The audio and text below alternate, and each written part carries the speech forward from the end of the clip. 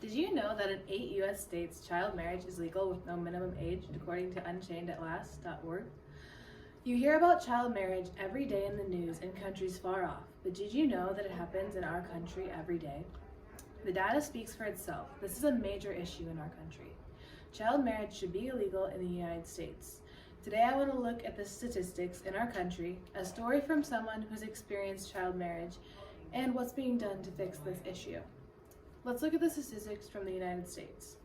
According to Ferguson, in an article from 2018, more than 200,000 minors were married in the U.S. between 2000 and 2015. There's no federal law about age limits on marriage.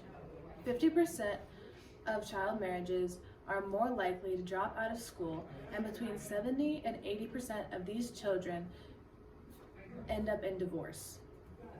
Did you know that in Missouri that we have one of the most relaxed marriage laws out of any of the states? There is no age specifications, but a judge's permission is required for any child 14 and under. Some child brides travel up to 1,800 miles to Missouri from as far off as Oregon, Idaho, Utah, Florida, and every other state in our region, such as Kansas, Colorado, Illinois, and Nebraska. This is a report from the Kansas City Star in her article. In the case of child marriages, it is predominantly girls being wed to adult men. Basically, a child can be married to an adult of any age in the U.S. if they go to the right state. Why would a child want to get married so young? Well, usually it's due to pregnancy, financial or food instability, or a parent thinking that they're doing what's best for their child. This is what Heather's father thought she was doing for her when he organized her marriage. In a podcast by Sue from 2017, Heather shared the story of her child marriage. At the time of her marriage, she was 15 years old, and she married 24-year-old Aaron. They met at her parents' fish shop because he started working there, and against all of the advice she got from everybody around her, they started dating. She woke up one morning to him telling her that they had had drunk sex. This encounter ended in a pregnancy, and she decided to keep this baby.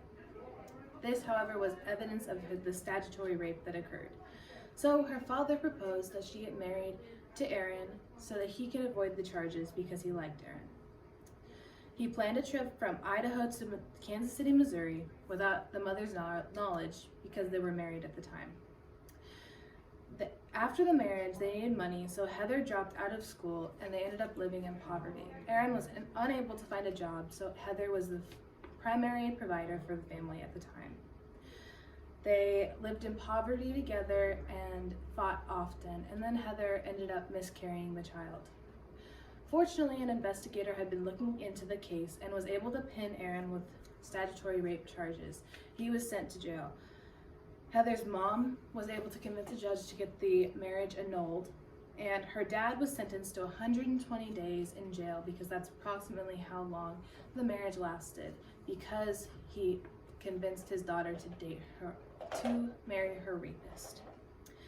This story may have had a happy ending, but many don't. So what are we doing about this issue? Well, in Delaware and New Jersey in 2018, they became the first states to end child marriage, followed by the American Samoa in 2018. The U.S. Virgin Islands, Pennsylvania, and Minnesota followed in 2020, Rhode Island and New York in 2021, and Massachusetts in 2022, according to UnchainedAtLast.org.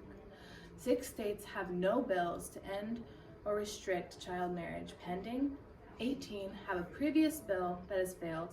18 have a weak bill that has passed. This limits child marriage, but is still legal before they're 18 and adults. 7 have outlawed it until 18 years old, and Michigan has a strong bill pending, and there is currently no federal bill pending. Child marriage is obviously a current issue that we're dealing with in our country, one that isn't in the mainstream media. We've looked at the statistics, heard from someone who has experienced it firsthand, and seen what's being done to solve it, but the fight isn't over. Children are still being forced or pressured into marriages all the time. When thinking situationally, you have to decide if the good outweighs the bad. The best case scenario is 2 17-year-olds madly in love, wanting to get married and having the right to do so with parental consent. One of the worst is a 10-year-old girl being forced to marry a 35-year-old man, entering into an abusive relationship she's unable to escape from.